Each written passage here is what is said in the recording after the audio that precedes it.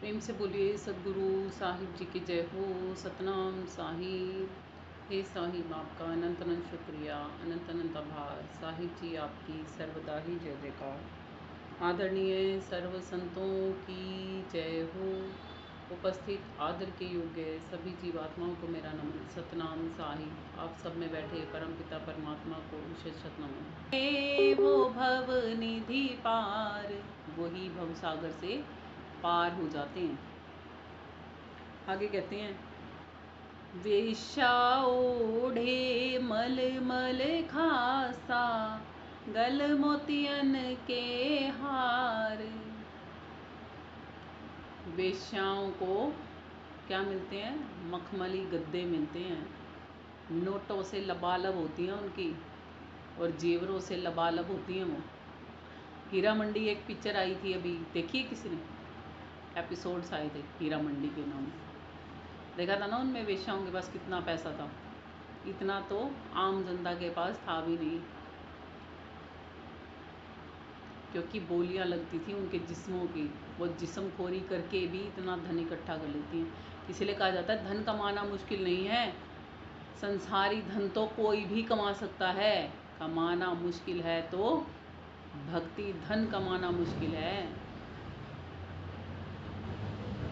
जो इतना मुश्किल लगता है लोगों को, इतना मुश्किल लगता है कि संसार की तमाम मुश्किलों में भरा हुआ जीवन जी सकते हैं, मगर भक्ति धन कमाना उनको मुश्किल लगता है। वास्तव तौर पे देखा जाए ना, तो भक्ति धन कमाना जिस्म खोरी करने से भी ज़्यादा आसान है। और उसमें जब परमात्मा देता है ना, तो फिर कुछ भी नहीं करना पड़ता। परमात्मा के नाम का जब आत्मा गुणगान गाने लगती है ना, तो स्वतः ही ऐसे ऐसे करोड़पति नतमस्तक हो जाते हैं कि पता भी नहीं चलता। वो खुद ही कहने लग जाते हैं, आपका महल बनवा दे जी, आपके नाम के वो बनवा दें, पुतले बनवा दें, फलानी जगह लगा दें, ये कर दें, वो कर दें। करना ही क्या है? वो देखिए एक पिक्चर जिसमें एक व्यक्ति होता है जो परमात्मा को परमात्मा नहीं मानता होता, और मूर्तियाँ परमात्मा की बेचता होता है, नास्तिक के ऊपर थी। और जब वो धीरे धीरे आस्तिक बनने लगा था, तो क्या कर दिया था? आस्था के नाम पर उसी के ही पुतले बना बना के हर जगह पर लगा दिए थे लोगों ने, भगवान की तरह। ऐसी करती है ये दुनिया। इसीलिए कहा है निरंजन धन तेरा दरबार, यहाँ पर तनिक न न्याय विचार।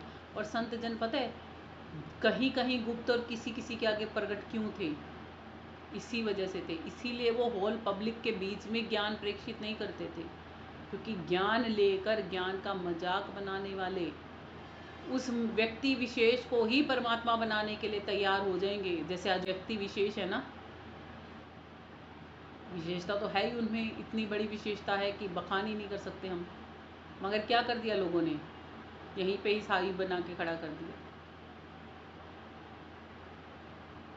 अब उनको साहिब बना लो, या उस मिट्टी के पुतले को पूज लो, या जो मर्जी कर लो, फायदा उसका कुछ? वो जो अंदर में शक्ति है, उस शक्ति से सह परिचय करना था। जहाँ से वो व्यक्ति विशेष हुए थे, वहाँ तो कोई उतरा नहीं, यहीं पर ही रह गए। इसीलिए आप सबको बार बार समझाया जाता है, यहीं पे मत रह जाना, इस पे मत रह जाना। इसके अंदर से जो बोल के आपको सुना रहा है ना, उस तक जाना है। वो आप में भी बैठा है, वो सब में है। सब घट मेरा साइया बसता, सुनी सेज नहीं कोई, बलिहारी वाह घट की, जा घट प्रगट हुई।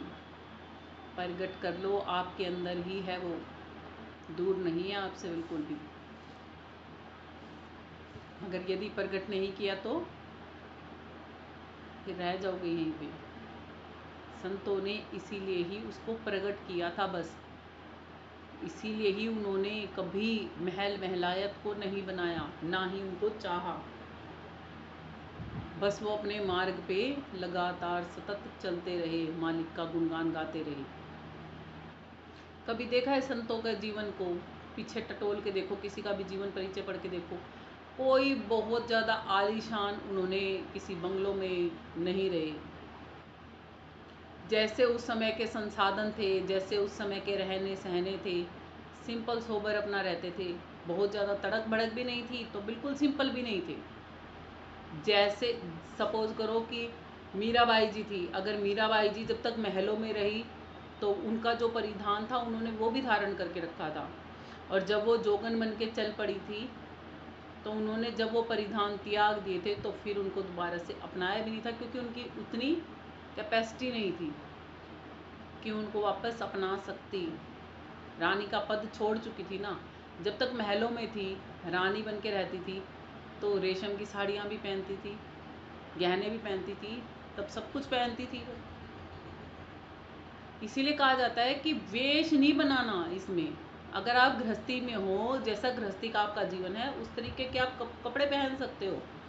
कपड़ों से, वेशभूषा से पहचान नहीं होती ज्ञान की। ज्ञान की पहचान आपके बोलने से, आपके रहने सहने से, आपके व्यवहार से होगी, कि आप सामने वाले को वो ज्ञान दे पाते हो या नहीं दे पाते। सामने वाले को आपकी बात समझ में भी आती कि नहीं आती। अब मान लो अगर मैंने ये नाइट सूट पहन रखा है, अगर मैंने इसकी जगह साड़ी पहन रखी हो, सूट सलवार पहन रखा हो, उससे क्या ये वाला ज्ञान बदल जाएगा? कपड़ों से, वेशभूषा से कुछ नहीं बदलने वाला। मैं अपने आप को पूरा 16 श्रृंगार करके बैठ के ज्ञान सुना लूँ तब भी वही ज्ञान सुनाया जाएगा। अगर मैं लिपस्टिक बिंदी तक भी ना लगा के सुनाऊँ तो भी वही ज्ञान सुनाया जाएगा। उस ज्ञान में तो फर्क नहीं है ना। इसीलिए कहा जाता है तलवार का मोल किया जाता है, म्यान का नहीं। हाँ, अगर म्यान अच्छी दिखती हो तो म्यान का भी दाम लगता है, ये नहीं है म्यान का दाम नहीं लगता। एक तो कोई हमें मिले कहे है बसूरी सी पता नहीं क्या रेड टपकती रहती है, क्या सुनाएगी ये। मैं खुद ही रोंदड़ी सी शक्ल बना के रखूँ, मेरे चेहरे पे खुद ही पे तेज नहीं है, ओज नहीं है, तो मेरे से कौन मिलना पसंद करेगा? करेगा क्या कोई? ज्ञानी जन, जो संत जन होते हैं ना, उनके पास आने से मात्र, क्योंकि वो इस तरीके से ही रहते हैं ना, वो बहुत ज़्यादा तड़क भड़क में रहते हैं ना वो बिल्कुल मैले कुचैले रहते, वो नॉर्मल रहते हैं हर समय पे। तो उनके पास जाने से हमें शांति, सुकून मिलता है। इतना आकर्षण होता है हमारे को उनसे कि उन पे से हमारी निगाह नहीं हटती। हमारा दिल करता है बस इनको ही देखते रहें, इनको ही सुनते रहें। भूल जाते हैं हम दुनिया। उस पल पे हमें दुनिया याद नहीं होती। जब सही मायने में सच्चे संतों का संग मिलता है ना, तब ऐसा होता है। ऐसा होता है नहीं ये 2-4 घंटे और मेरे पास ही रहे तो, ये 2-4 घंटे और मेरे पास ही रहे तो, अभी ना जाएं तो, अभी ना जाएं तो। क्योंकि उनके पास बैठ के हमें शांति का, आनंद का एहसास हो रहा होता है, इसलिए ऐसा होता है हमारे साथ में। आगे कहते हैं पतिव्रता को मिले न खादे, सूखा निरस आहार। आज की दुनिया में जो औरतें या जो पत्नीव्रता हैं और जो औरतें पतिव्रता हैं, खादी भी पहनने को नसीब नहीं होती। उनके कहने का भाव ये है। और आज की बात नहीं है, सीता माता थी ना पतिव्रता नारी, क्या मिला था? अशोका वृक्ष के नीचे बैठना, है ना? थी ना? सती थी ना? सती क्या पहनती थी? सती जो हुई थी, पार्वती जी क्या पहनती थी? और लक्ष्मी जी को तो कहते हैं वो इधर से उधर, उधर से उधर घूमती रहती थी, इसलिए जेवरों में लदी रहती थी, है ना? और लक्ष्मी जी को सब चाहते हैं, पार्वती को कौन बुलाना चाहता है? चाहता है कोई बुलाना? चाहता है क्या कोई बुलाना? नहीं बुलाना चाहता ना। ना ही सरस्वती को और ना ही गायत्री को कोई बुलाना चाहता है। सरस्वती को बस इसलिए बुलाना चाहते हैं कि जुबान पे बैठे और जो हम बोले वो हो जाए, बस जो सामने वाले का कत्ल मांग लें, है ना? और ज्ञान तो हमें चाहिए ही नहीं, गायत्री का हम करेंगे क्या?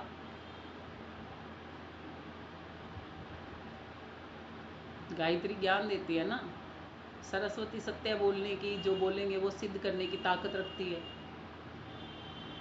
तो हम देखो मनुष्य के भी कितने हैं ना, निरंजन वाले दरबार की तरह हो गए ना, कि जो जो हमारी इच्छा अनुसार चीज़ें हों वो चाहिए बस, बाकी तुम्हें चाहिए नहीं। अगर और मानव की बस चले ना, हर रोज पता नहीं हजारों का कत्ल तो ना बोल के ही कर दे, तू मर जा, तू मर जा, तू मर जा, तू मर जा, आधी दुनिया तो खाली हो चुकी होती, अब तक हो चुकी होती ना। हम नीरव को मार के सोते हैं, वो मरता नहीं, पता उसने मेरा खून पी लिया। अरे क्या तेरे में पाइप लग रही है जो तेरा निकाल के पी लिया? कौन सी टुंटी लग रही है तेरे में जो खोल कर मुंह लगा कर उसने पी लिया? क्या नहीं रहा? क्योंकि अपना कोई काम हो ना तो मरे हुए को भी जिंदा कर ले, हम अपना कोई काम निकलता हो तो। अरे वो सरस्वती का भी तो रूल है भाई, एक बार तुम्हारी जुबान पे बैठ के कर दिया काम, और मरे हुए को तुम मतलब तुम क्या मौत को भी वो बनाना चाहते हो? वो मरे हुए को जिंदा कर अपने काम के लिए, चल भाई उठ काम कर और फिर मर जा है। जरूरत फिर उसने जिंदा कर लो, चल भाई गवाही दे इस बात की, ठीक है ना, ये मर जा फिर तय। जरूरत तो मैंने तेरी थी नहीं, बस वैसे जिंदा कर लिया तो थोड़ी देर के लिए। मतलब है ना, उसकी दुनिया में हम बवाल मचा सकते हैं अभी भी, है ना। ये तो हमारे को छूट ही नहीं दे रखी, और छूट हमारे पास पता है कितनी है? जितनी छूट हमें मिल रखी है ना, शायद ही पूरे ब्रह्मांड में किसी के पास होगी। आज मैंने कहीं पढ़ा था, कलयुग में मनुष्य को, जो हम मनुष्य हैं, ये मनुष्य का तन एक आत्मा को पता है कितनी बार मिलता है? किसको पता है? चलो बताओ। मैंने जहाँ पढ़ा था वहाँ पे देखा था 45 टाइम मिलता है, 45 बार आत्मा को अवसर मिलता है मनुष्य का तन मिलके कलयुग में। और हर एक जन्म में मनुष्य की तन की अवधि 100 वर्ष की होती है। 100 वर्ष हम कंप्लीट जीते नहीं हैं क्योंकि हमें जीना नहीं आता। 120 वर्ष है शरीर है वैसे तो, 100 वर्ष की दे रखी है। अभी ये देखो कलयुग है कितना लंबा, 4,32,000 वर्ष का है कलयुग। अगर दिव्य वर्षों के अकॉर्डिंग टू, देवताओं की अकॉर्डिंग टू इनको काउंट किया जाए तो 1200 वर्ष हैं केवल, 1200 वर्ष हैं केवल। अब 32,000 वर्ष में से हमें 45 इंटू 100 कितने हो गए? 4500। 4500 वर्ष कलयुग में भी आत्मा को मिलते हैं अपने तरने के लिए। और युग कितना लंबा है ये उसके अकॉर्डिंग टू तो इतना सा भी नहीं मिलता। 4,32,000 वर्ष का युग है, उसमें से 4500 मिलते हैं केवल वर्ष, यानी कि बाकी का टाइम कहाँ गया?